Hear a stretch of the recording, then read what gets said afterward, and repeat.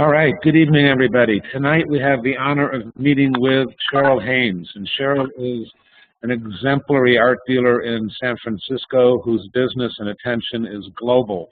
And, you know, I have a lot of questions. Cheryl's not somebody I know really well. I met her recently, and because I've been so impressed with her historically, I asked her if she would do this, and she said yes. So there's a lot of things I need to discover.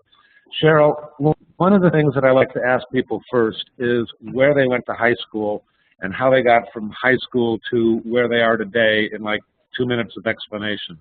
So Cheryl, where did you begin? Can you hear me and see me all right? Barely. If you can get closer, I think we're going to be better off. Sure. Better. Okay, I'm going to turn up my volume. Is that better? Almost, not really. How's that? It might have to do. I'm going to see if I can turn up my listening. How about the rest of you? Can you hear me? Just barely. Barely. Okay, barely. I am really, because I've got it all the way on volume and I'm speaking. If you guys go up top and click on audio, you can increase the speaker volume. Audio, you can go to audio conference or whatever, and you can click on that. I can, and you can turn the volume up louder. I think we're going to have to make do with what we've got. Try it, because I'm speaking very loudly. Is that any better? It's okay for me because okay, good. Thank you. Let's proceed. So Cheryl, where did you grow up? Upstate New York, a place called Binghamton. Good place to be from. And you know, high school I can barely remember at this advanced stage, so you'll have to forgive that. But I think one of the things that you might be after, Paul, is, you know, where did this interest in art come from, perhaps? Correct. You know, I was actually a classically trained ballet dancer and studied architecture and have really always been involved in artistic pursuits of one sort or another from a very young age, and was lucky to study with some fairly significant dancers early in my life, and if it hadn't been for a number of injuries, I probably would have been a dancer. Thank God that didn't occur. Where did you say you went to college? I went to Cornell University for architecture and SUNY Binghamton System for a fine arts degree. And that was, so wait, how did you get interested in fine art? You know, I've always been aesthetically inclined, and I think it started with classical ballet and then just followed through with my architecture interests. And, you know, I was a sculptor for a period of time in my career, but not a terribly good one. So I think I saved the world a little bit of it. Sort of. Thank you. How did you get from that to having an art gallery? I decided that I wasn't very good at making, but that perhaps I would be better at presenting, and that I always felt that I wanted to put something back into the world, and it seemed to me that making conceptual matchmaking between artists and collectors and institutions was really a very creative pursuit. Okay, so what was the time lapse from graduate school to beginning a gallery? I'm getting the sense you're still not hearing me very well. Is that true? No, I'm not hearing you really well, but I haven't figured out how you got from college, graduate school to a gallery, how long, the period of time, and how you got from the East Coast to the West Coast.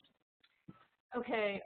Well, I've been between the East Coast and the West Coast twice, actually, but I came originally to San Francisco in the late 70s for personal reasons, and decided to begin an art career then. And basically what I was doing was I was working for an art publishing company for a number of years, but I found that wasn't really, it was more business and less of a creative pursuit.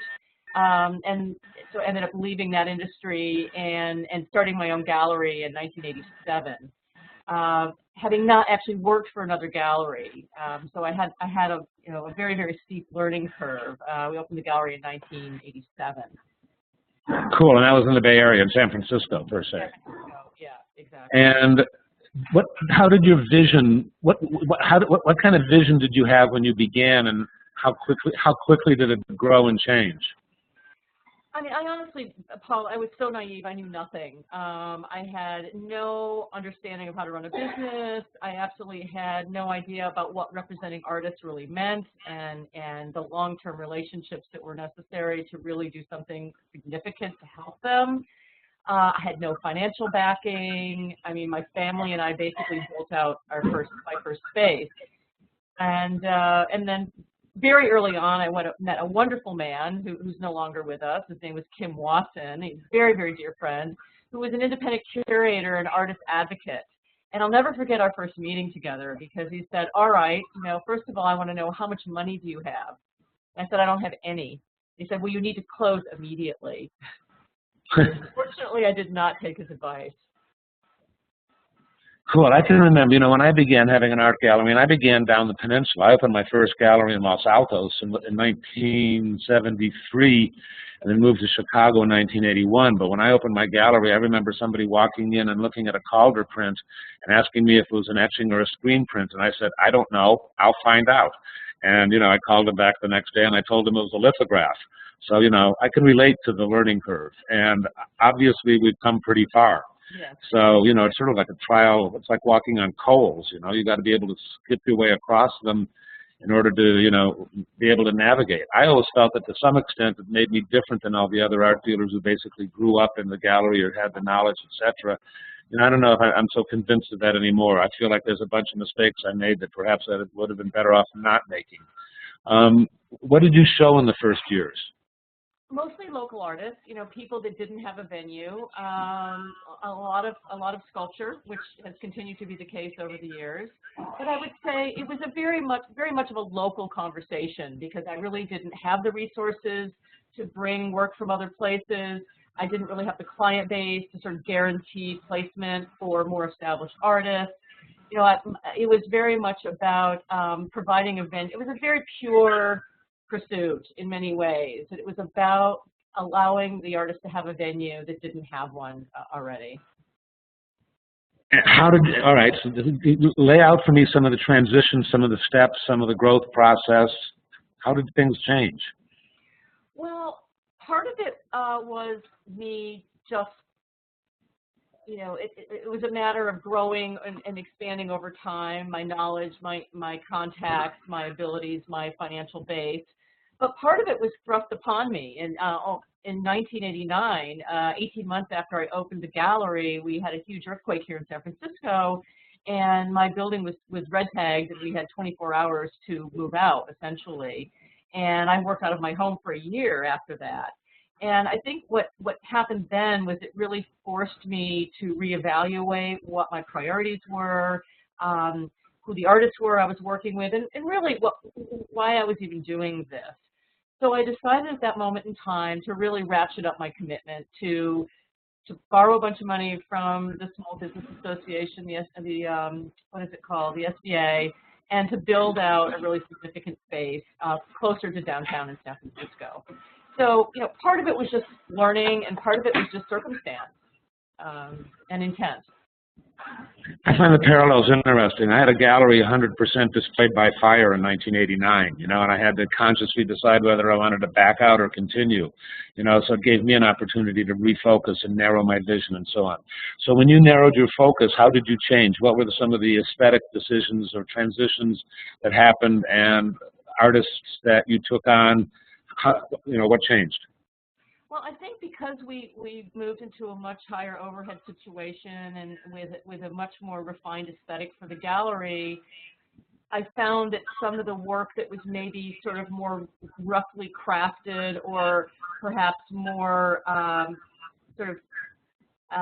less refined couldn't really live in the new gallery in the same way. I felt like that they're at odds with the aesthetic of the architecture and the design, which is a strange thing in a way, but it pushed the envelope. It forced me to really look for maybe more mature work or work that was a little bit more sort of professional in its presentation, because we were really in the spotlight. And I'm still in the same building, 49 Geary, which is the building in San Francisco. It's a very small art community here. There's only a handful of galleries working on an international level, And when people come to San Francisco, they come to 49 Geary's. So the stakes became much higher. So I had to choose more carefully. And I hate to admit that it was somewhat strategic, because I do this from a position of really caring about the artists and their process. And I find I'm happiest when I'm in the studio, I'm talking with them, I'm working with them, I'm coming up with ideas of how to present the work always in a better way. So it was a hard transition for me to actually come to terms with the fact that it was a business, that I was the business partner to these artists. It was my job to learn how to translate their work in a way that could be beneficial to them. That's a good point. So then, how many artists that you work with today were with you 20 years ago? Well, it's interesting. One of the reasons why I was almost late for this today is I was doing a studio visit with an artist that had his first exhibition with us 20 years ago. And his exhibition is the next one up, and it will mark our 25th anniversary, which is phenomenal. You turn it down a notch, something like that? Turn it down. Sorry. No, that's not you. I'm somebody else's, and I muted them. So go ahead. I'm sorry, Cheryl. So it's it's hard to know the percentages, but I would say there's at least 10 or 12 artists that have been with me pretty much the whole time. And how many artists do you work with now? Well, it depends. I have different kinds of relationships. There's the work available relationship, there's the represented relationship, there's the get your hands up that artist period relationship. So, I would say 26 probably. How many? 26, 28, depends. When you say works available, you have you're buying works directly from a handful of artists, or define that further? No, it's really we're working with an artist, but we don't have a fully committed relationship. We're not working on a contractual long-term basis. We may have done one or two exhibitions to test the market for them. They have work consigned to the gallery that we're representing, but we haven't committed to them as an entire relationship that means. Of the 25, 26 artists you work with, how many live within 50 miles of the gallery? Maybe a third. And how many live in the United States? Probably half. And what continents are the others? Europe, China, Middle East, South Africa. That's about it. Is it fair to say that a lot of the artists you work with make difficult and or challenging and or not apparently readily commercial work? Yes, I would say that's right. I'd say a lot of the work is fairly experimental. We do a lot of work with installation and new media and what I'd like to term as art about place, which is quite a broad term. It's a term that I've really investigated over many years. People like Andy Goldsworthy is a prime example of that. But that's an obvious example. But then someone like Ai Weiwei is also an artist who makes work about place, highly politicized, yet it's highly personal, it's steeped in history, yet it's very much on the conceptual leading edge of what's happening in China. So I think that that's really the underlying concept of our curatorial positioning. When I think of your gallery, I think of you as being one of the foremost galleries that has a social conscience, and working with artists who have a social conscience, who are particularly interested in commenting or changing, dealing with the big picture, big like in all capital letters. And do you agree with that? Is that a correct? I would say there's some percentage of the artists, absolutely. I would say it's probably not an overriding percentage, but there's some very strong examples of that, yes. That's interesting. Are they as commercially viable as the other artists you work with? Or some are not, it depends. Are there artists whose sales support or enable you to work with artists who aren't so saleable? Oh, absolutely. I think that's true of any gallery. I think that there's always a handful of artists that do the heavy lifting and allow the others to enjoy the full range of representation of a gallery. And I think that there needs to exist a generosity of spirit within the artistic community to both acknowledge that, accept it, embrace it, and they're not always the same artists that are supporting, and they're not always the same artists that are receiving the benefits. Right. It changes around. We'll let people, the artists who are participating, ask questions in a little bit. But something they obviously want to know is, how do artists get on your radar? Of the 25, 6 artists you work with, what are the various scenarios? I'm pretty independent about that. I don't really follow any trends. I don't really see what everybody else is doing, what's selling, what looks good at art fairs. It's never been the way I've gone. I don't really follow the sort of traditional rules, if you will, in quotation marks, about how you find artists. I travel extensively. I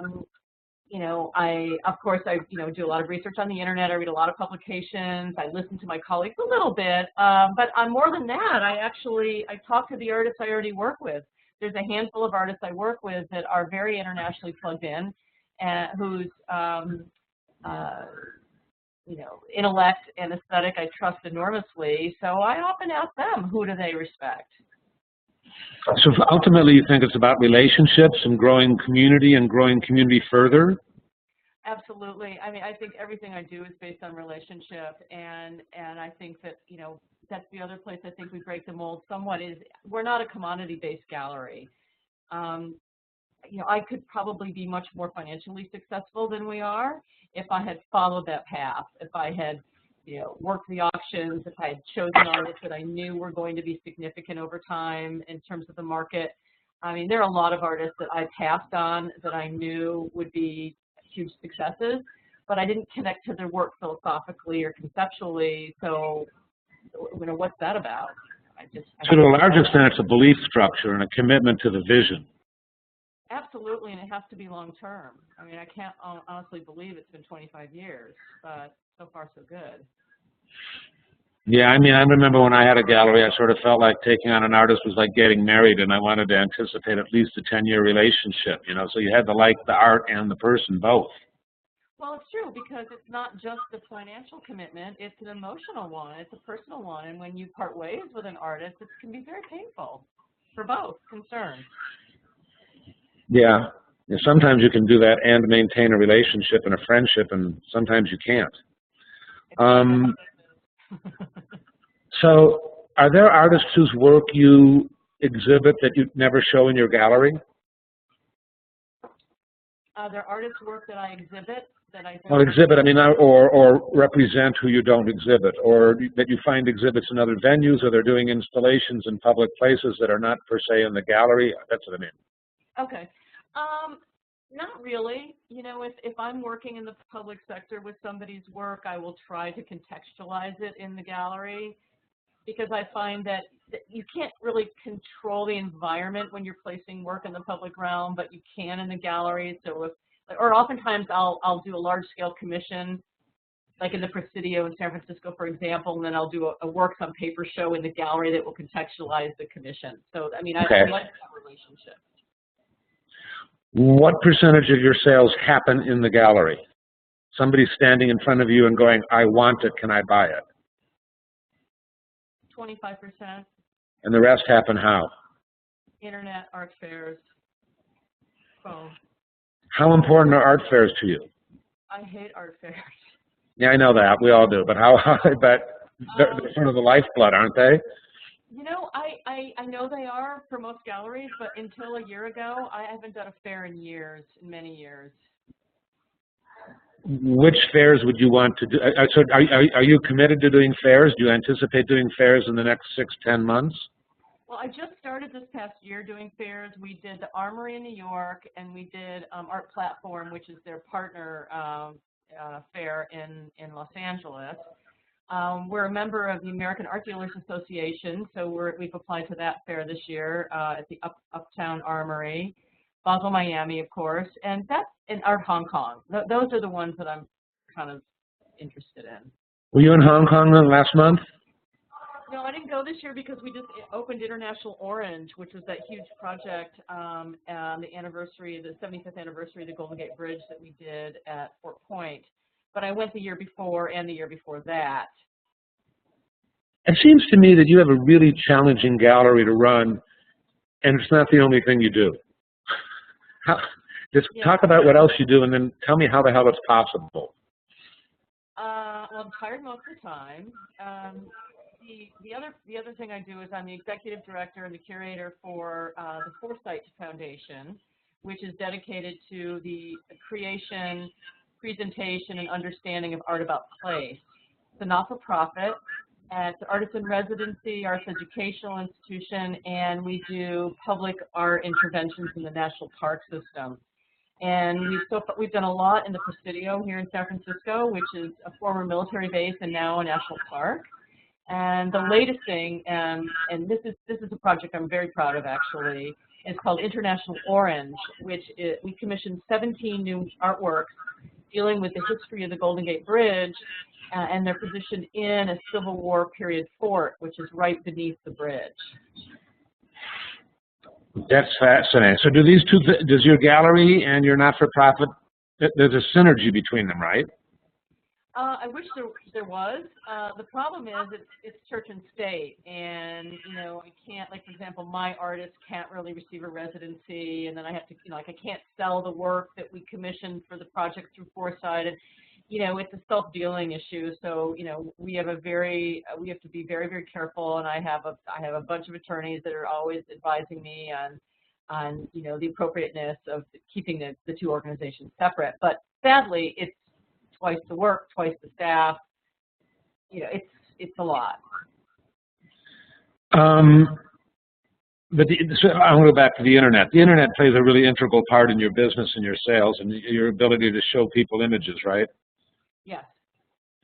What's the price range of the work you sell? Oh, $1,000 to $700,000. And what percentage of people pay within a month of the commitment to buy? Cash flow? What's that? Not a very high percentage.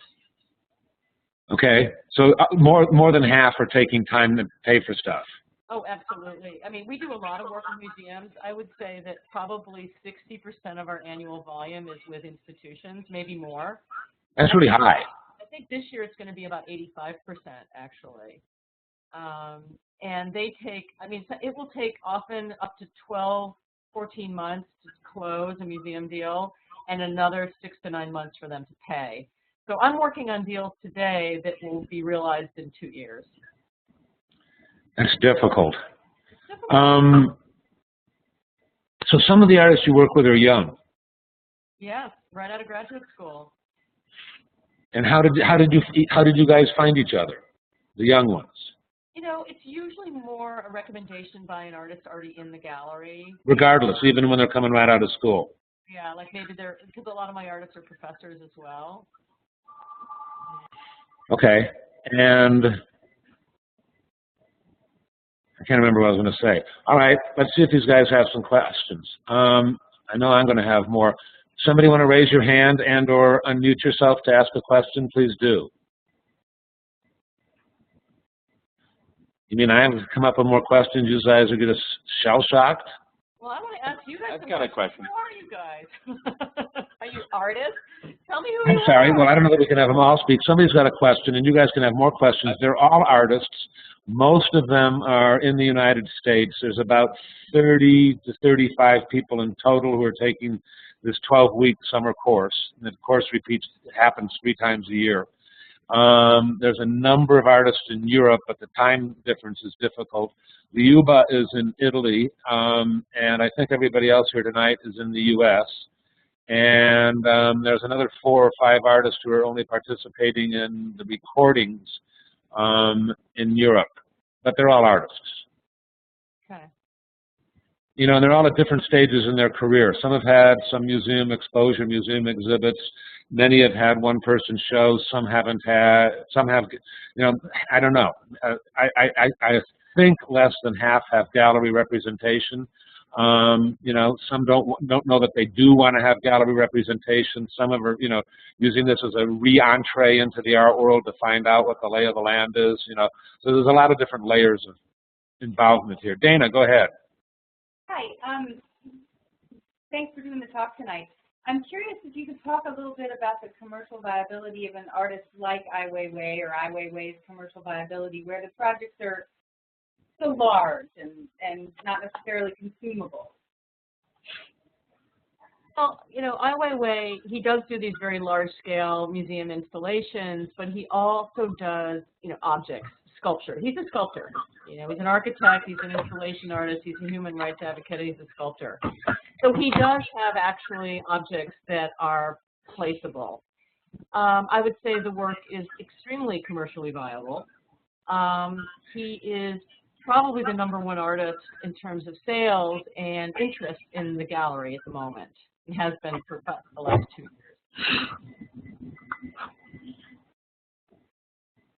Did that answer it, Dana? It does. Thank you. Okay. Who else has a question? I heard a male voice who had a question. Was that John? Yeah. Go ahead, John. Yeah. Hi, Cheryl. You talked a little bit about relationship, or about what you think the relationship should be. Initially, you talked a little bit about how there is a relationship where you may have a few pieces for the artist, you may have had them for a couple shows, you may sell some things for them, but you're not really committed to the relationship. Okay. Can you describe for me what you think the right relationship is, what that means? Is there any economic aspect to it? Do you fund their projects? You know, how are you distinguishing the first thing you described from what you would say would be a committed relationship? Well, first of all, I don't think there's any right or wrong relationship. I think that like any kind of relationship, it has to work for both parties. And not every artist wants to have a real intimate, you know, connection to a gallery. I think in some ways they view it as too much control over the work they're producing. You know, I would differ with that because I think that the right gallery will not necessarily control what the artist is making. They may help them contextualize it, or they may help them edit it, but I don't think they should help direct what the artist is making. So I think there are a lot of, I mean, it's a really interesting business actually, because there are so many different personalities involved, and like some of the artists that maybe I'd like to be closer to are so independent that they don't want to have that relationship, whereas there are others that want you to do everything for them to the point where, you know, you're not able to monetarily do that. So, you know, I'm not really sure there's a right, I think it's all about communication and expectation and really finding what the comfortable place is between the two of you. To an extent, you feel like all your relationships with the artists are different from one another, right? They're completely different, absolutely. I mean, there's some artists that I follow around the world. I go to every opening they have internationally. I support their projects at museums. I sell their work only to museums. I won't allow private collectors to even acquire their work unless they're willing to gift it to a museum. And there are other people that just want me to sell their work, and they're not that concerned about where it is at the end of the day. And so there's a lot of variety. Contracts. Do you have contracts? I do not. Is that because of you, or because of them, or because nobody likes them? Oh, it's because I don't really believe in them ultimately, because it's about two people having a relationship, and it either works or it doesn't. And I hold myself to a very high moral standard, and you know, I think I've been taken advantage of a few times, but better that than, you know, some big, you know, legal mess. I think that tends to be the norm, though. I know some galleries that like contracts. I know a few artists that won't work without a contract. But I think the norm is, you know, the way you're doing it. Lynn, you have a question. Go ahead. Cheryl, you had a great gallery when I lived there in like the early 90s, and I just have a question about longevity. You know, it's really inspiring to hear you, you know, kind of follow your passion through it. But you've also been doing it a really long time relative to a lot of galleries. You know, how did you do that? Oh, like the title of my 15-year anniversary exhibition was, Obsession and Devotion. You know, I don't know. I think for my part, having an art gallery was, you know, always a challenge. It's a fascinating balance between the aesthetics and the economics and those kinds of decisions. And you're invariably involved. I was involved, you know, with people younger than myself who had ongoing creative ideas that I feel like kept me younger, or at least younger thinking. And, you know, I found it was a high. It was like an ongoing high, you know, and I don't know, I hope for artists creating artwork provides that similar kind of a challenge and a similar kind of experience and, you know, periodically a similar kind of satisfaction. I think as a gallery, it was always difficult to know when the happy moment was, you know, and I think that may be true for an artist too. Now, Cheryl, let me go back to ask you, what makes you happy? When, you know, is it when you make a sale, you know, or when the check shows up, or when the check clears, or when you know, begin a new relationship with an artist you've really been after? Where do you get your jollies? Oh gosh, there again, you know, it's hard to answer, you know, in a simplified manner. You know, I get excited when an artist gets their first museum show, or I get excited when I'm able to identify an artist who then goes on to becoming very established and important, or I get excited when I do a perfect installation. So many things. I don't know. I think it's a really great business, you know, and I think it's really exciting. I think it's good for artists to realize that, you know, dealers are mortals, and dealers are human, and dealers are passionate, and that it isn't just about the money, and that dealers aren't just the gatekeeper to keep artists away or whatever else. You know, it's sort of like, I don't know. I think it's really important that artists realize that dealers are passionate and that it's a shared endeavor, and that it's not one, I don't know. I don't believe it's one person per se serving another. Sure. Can I ask a follow-up? Sure, please. I think that's true, and like the gallerists I know in Milwaukee and that I've, you know, had the chance to talk to are always really passionate. But the thing that gets their gallery, you know, having a short life is money. So I mean, I guess how do you balance that? And I mean, is it just luck that you're established? I know it's not just luck; it's skill too. But you know, it's kind of a rarity, you know, and I don't know if you can analyze that, but I think, you know, to be around so long and to still be so passionate, the work is great, but if it was only the work, people could do it forever, and there's a lot of galleries that are open 5 years and fade away. I think Cheryl's done two things, you know. One is that she borrowed money, you know, after the earthquake and made a commitment to go ahead and elevated her game, you know, and one of the things I've repeated in other courses is that when the Vikings went to foreign lands in their ships, when they landed on foreign beaches, they burned their ships. You know, there was no going back. They succeeded or they died. You know, and it's easy for me to recommend a similar course of action to artists. I don't know that it's all that often that dealers do it. But, you know, I think Cheryl put herself into a situation where either she was going to be a great gallery or she was going to fail. There wasn't going to be a middle ground. And I think that failure isn't something that she looks particularly comfortable with. You know, but she could have failed, and then we wouldn't be having this conversation, and we wouldn't know that. You know, and plenty of galleries fail, and I'm sure there are plenty of galleries that borrow money because somebody believes in them, and then, you know, they're not as smart, or they don't have as, you know, as intuitive or a good insight and eye as Cheryl does. You know, so that, Cheryl, I had to say those things because I assume that you didn't want to pat yourself on the back to that extent. Thank you, Bernie. How did you know I was a Viking? I don't know, but I know. I'm Swedish. I'm Scandinavian. I am a Viking. Funny, now that I think about it and look at you, yeah. But you know, I think there's that kind of sensibility, and I think that artists frequently have to make that same kind of commitment. You know, and we'll speak with more artists as we go forward and ask. You know, you can ask that same kind of question. You know, like. So Cheryl, when did you think you were successful? I'm still not sure I'm successful. I mean, here's the problem, because there's still art fairs I can't get into. There's still artists that I can't work with. There's still, you know, I see all my friends and my colleagues who are taking vacations and going here and going there, and I'm still working until I drop. So what is success, really? I mean, I don't know. I mean, I think to be successful, one has to keep reinventing oneself. I mean, that's sort of how. Well, that's true, but I think there's a relationship between one's success and one's reputation. You know, and when I had a gallery for a long time, I aspired to be as good as my reputation. You know, but I mean, you have a really good reputation, doesn't that connote success? Oh, I don't know. I mean, success is feeling a sense of satisfaction, feeling as though you've done the best that you can, but to find a new answer, to find a new path, to reinvent, to stay invigorated. That to me is success. And if those are the criteria that one uses, then yes, I guess I do feel successful. Okay, cool. Could those of you who've raised your hand and asked questions lower them if you do not have another question? Liz, go ahead, please. Sorry.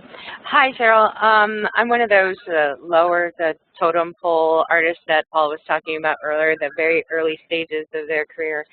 And one of the questions I kind of want to go back to is how do the artists get on your radar? Now, I just wanted to know, I'm a self-taught artist, and you were talking about how a lot of the people that, the artists that get on your radar, you know, they're out of graduate school, and the artists that you have, a lot of them in your gallery already are ones that are professors. So obviously the ones that they're putting back in were possibly like former students or something like that. But do you find that you know, the advices are different for those that are self-taught, and are we considered too much of a liability, really, like too much of a risk to take in to like any kind of, you know, like into most galleries?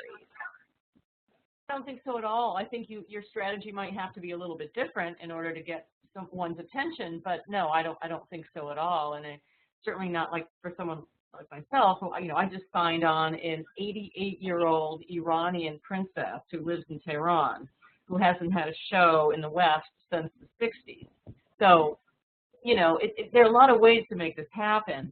I think as a self-taught artist, if you don't have the support of a professor or an educational sort of framework behind you, you have to go about it a little bit differently, and perhaps, you know, I would give you a similar advice to others is that, you know, try to get the attention of curators. Try to get in as many group shows as you can. Just try to get your work out there as much as possible and get as many people to see the work as possible.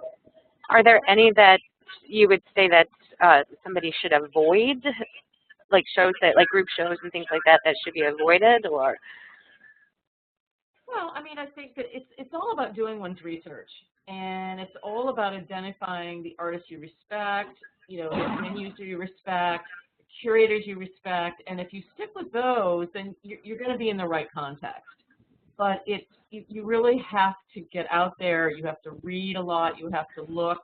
You have to talk to people, and develop as much of a network of supporters or at least colleagues that you can share information with as possible.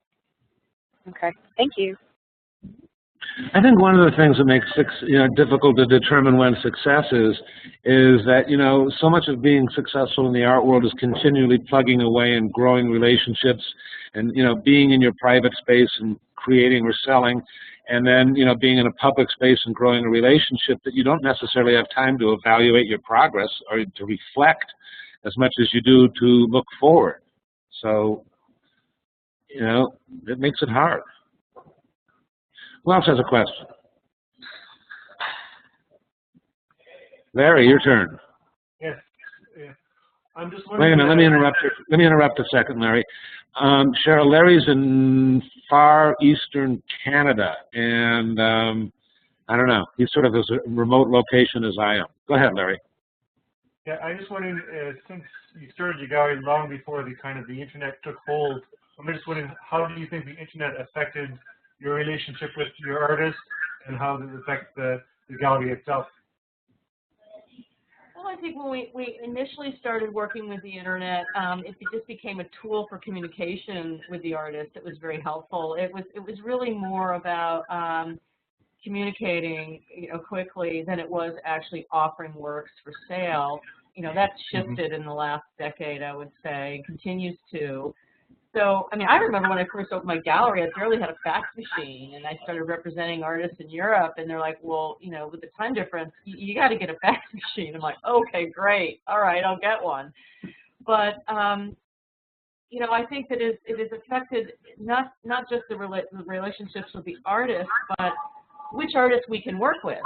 Because in past, I would have to get up at, like 5 in the morning to call my artist in, Eastern Europe, but now I can just send them an email the night before and typically have a response the next day. How much are you using Skype? Mostly just with my artists in China. How often is everybody? Do you speak English with all your artists? No, I only speak. I speak English with two of my artists, but one of them I do not share a language with, which makes it very complicated. It's the only artist that I don't actually share a language with. Interesting. So how do you communicate? Do you have somebody translate for you? We have a translator at all times. Yeah, and I have to go see him about 3 times a year. Interesting. And what was I going to say? We were talking about the longevity of the relationships you have with artists. How about longevity of relationships with collectors and curators? Collectors phase in and phase out. That's a tricky one. And I would say in general, the collector base that we're working with is aging. So that's probably the most fragile part of the whole chain. But the curators, I've had curators that, have supported the gallery for the whole time we've been open. I mean, I have one curator that practically single-handedly has kept us, afloat in some years by acquiring major works from us. How many collectors buy works by more than 3 artists?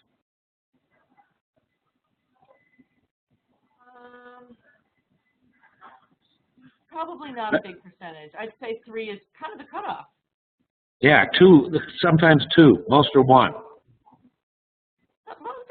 Yeah, I actually tend to have them, like, for example, if someone's going to support someone like Andy Goldsworthy, they'll also buy David Nash, and they'll probably also look at, a Yoshi Saito or maybe an Ai Weiwei, so, yeah, I'd say at least, most of them buy at least 3 artists. Really? Okay. That's significant. I guess that suggests a cohesion to your vision. Yeah, I don't know, or maybe just when you have 26 artists, for example, that you're working with, if you get a collector well enough, you can at least present them with something within a body of work by more than one artist that will resonate with them. Right. All right, Andrea, you had a question. Hold on, let me on YouTube. Okay, go ahead. Thank you. Thank you, Cheryl, for coming this week. Fantastic to talk to you. I have a question regarding curators, a follow-up to a previous question. I'm wondering currently who are the curators that you highly regard, and who are perhaps the curators, sort of the ones to watch, museum curators, independent curators, and who do you work with currently? Well, the list is quite long, actually. It's really hard to answer because, we work with, some young curators, but also some museum directors, and, the list is super long. So I can't, it would be hard for me to sort of, really, and I don't feel right about actually giving you names. Okay. To work with, just keep the anonymity, I think, is probably. Many of these curators are not in the United States, I assume. A good deal of them are in the U.S., but there are a number of major ones in Europe that we work with, and then a few significant curators in Asia. What is your opinion? I'm shifting and bouncing around on an art, because I get this question from a lot of artists. How do you feel about the importance or lack thereof of a master's degree? Oh, I think it's really only important if you're teaching, or as possibly it's just another tool in your networking belt. That's pretty much my opinion. Anna, your turn. Go ahead. Hello, Cheryl. Thanks for talking with us. I wondered if you could talk a little bit about the segue from solo gallery shows to museum shows, and how that process works for an artist. How much of a role does the gallery play? How much of it is the artists themselves going after that? You know, that's what's so interesting about, if you could call this an industry, but that's what's so interesting about it, is there's just no pat answer for any of these questions. And, I'm trying to be as helpful as I know how, but on the same hand, I don't want to, oversimplify it. Because, for example, I have one artist that I work with, a photographer, that he must have, a publicist or something, because every time I turn around, he's got a new book, he's got 5 more museum shows. I don't really even hear about it. I don't know how he does it. It's unbelievable. And then there are other artists I work with that, they come in with their list every month and they sit down and they go, I really want something to happen at this museum or that museum, and how do we do it, and what relationships do you have? And it's this long, protracted conversation, and sometimes it's helpful and sometimes it isn't. So, my basic answer is be as proactive as you know how, network as nicely as you can, and keep your gallery in the loop and let them do the negotiating. Okay. Great, thank you. How many of the artists you work with are sole operators, that they have no assistants? What do you mean, no gallery? No, I mean no assistants, no, studio assistant, no studio partner, no clerical help, etc., or essentially none. Very few. Most of them have somebody helping them. Absolutely. Most of them have more than one person helping them.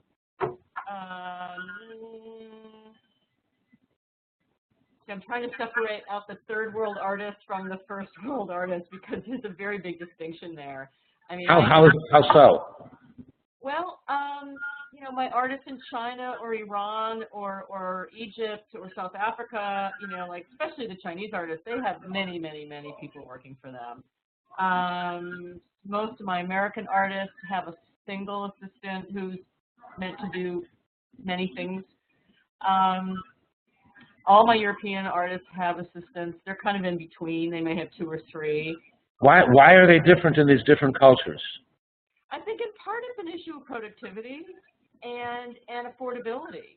Like in China, for example, it's a terrible saying, but it's like this life is cheap in a way. It's like if you're a major Chinese artist, you can have a studio, you can have a lift situation for 30 assistants, and most of the big artists do. They live there, they work there, they have they have a dining hall for them where they eat. It's unbelievable. But everything's there's a scale difference between what's going on in China than what's going on here, and that's I could do a whole evening on that conversation. That's interesting. When you're working with Chinese artists, are you communicating through assistants more often than directly with the artist? No, I think that because I positioned myself properly and early in China, I have the respect of them that they talk to me directly. Okay, cool. Liuba, you had a question? You can go ahead and ask it, please. Yeah, hi. My question is about psychology, of your psychology, and about, I don't see you. I see Paul now. May I see? She has to talk. She says something, the software will go there. But go ahead, just ask your question and you'll see. I know, but it's difficult to ask a question to her and I see you. Okay, I'll talk now so I show up. Do you see me now? No, yes, I do. I do. Okay. Now, it's a question, and sorry for my English, but it's not so perfect. And how do you feel when you find you see an artist that you are interested in, but then maybe you realize you don't have enough time to add another artist in your group? I mean, did this happen to you? How do you do, and what's the point? That's a very good question. That is a very good question, and that does actually happen more often than you might think. because as Paul has also indicated, you know, when you start a new relationship with an artist, you have to take it seriously. You have to look at it as a long-term commitment.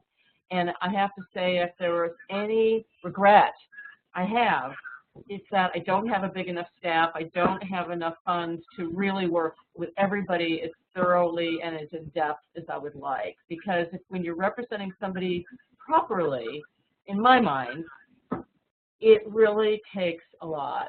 I mean, I think honestly that the gallery should have one assistant for every 3 artists to really do it right. And there must be some galleries that I know of where they have, you know, assistants or, you know, assistant directors who do work specifically with a handful of artists, and that there's others for other artists, right, where it's really compartmentalized. Oh, the rest of the sentence cut out. The rest of the sentence cut out. I know. I'm sorry. I'm assuming that this. I think Andrea Rosen's an example of a gallery that has directors that are essentially assigned to specific artists that work with, you know, in a manner that you're describing. I'm not sure, but I think so. Yeah, Pace, Gagosian, Luring Augustine, David Zwerner, Sean Kelly, Gallery Lalong. They all have that. Okay, good. And Joe, go ahead. I'm sorry. Go ahead. Sorry. The second part of this question. And how do you feel? How do you like when artists are looking for you? I mean, do you prefer to look for artists that you find interesting, or that someone suggests you, or how do you feel when artists come to you and offering their work? I find that very difficult, and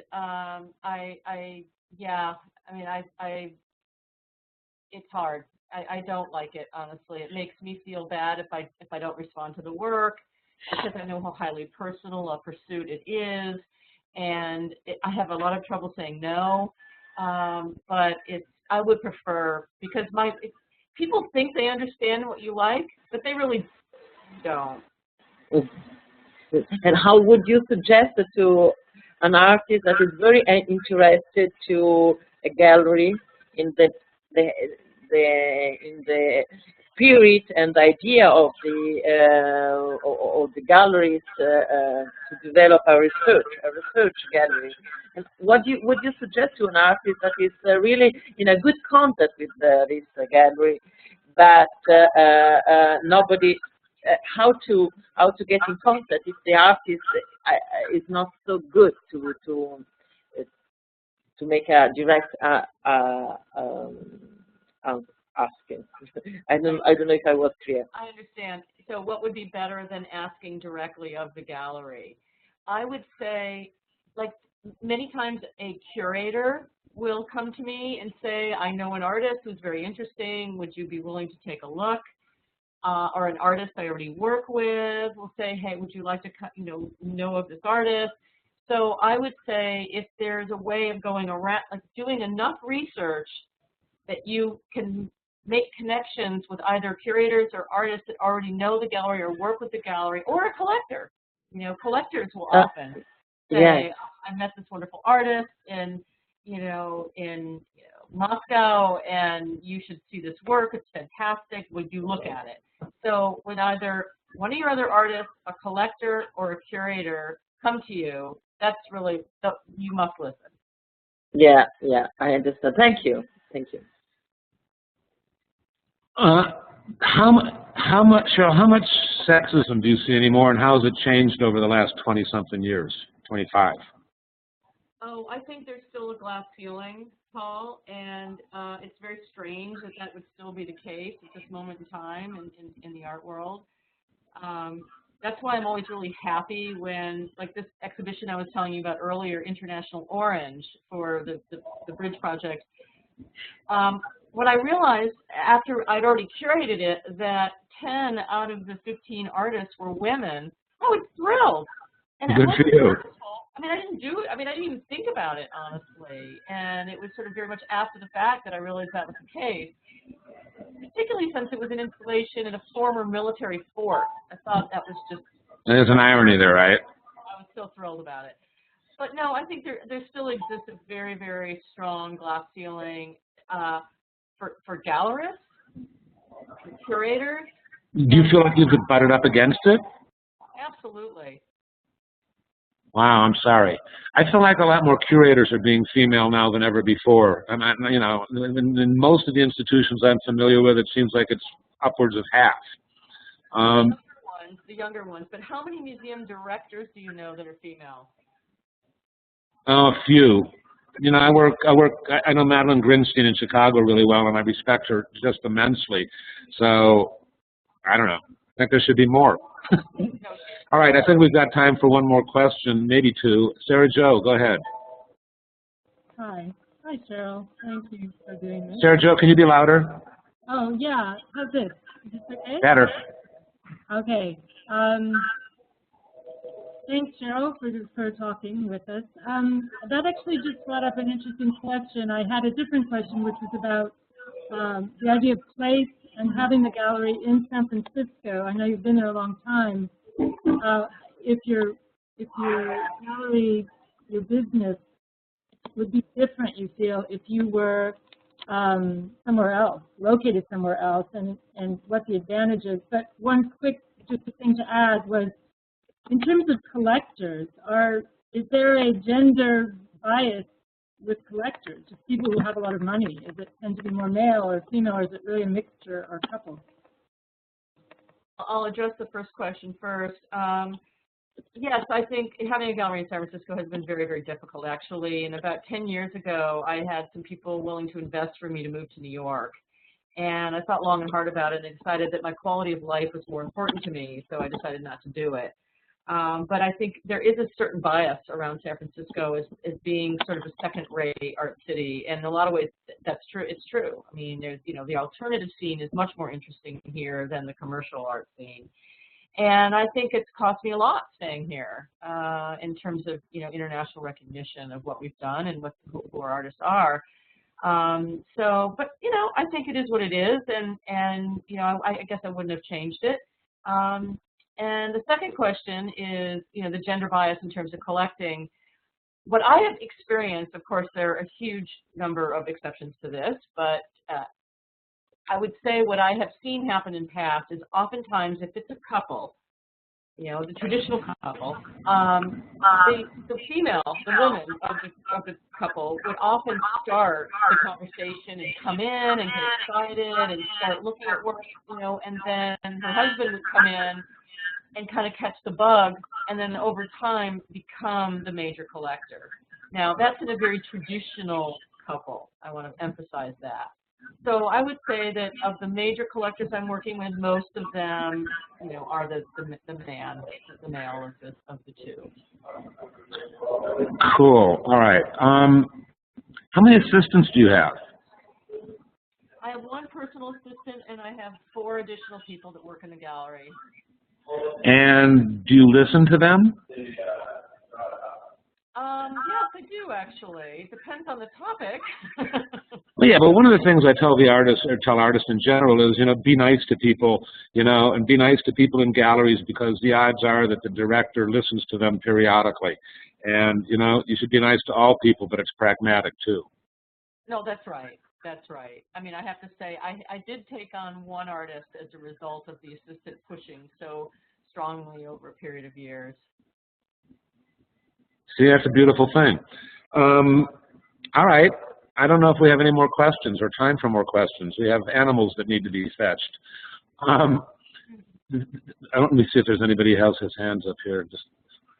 I think we're good. I think that's been really interesting. You know, Cheryl, I think you have a really solid, significant reputation, and, you know, to an extent that you're in San Francisco, it's really undiluted.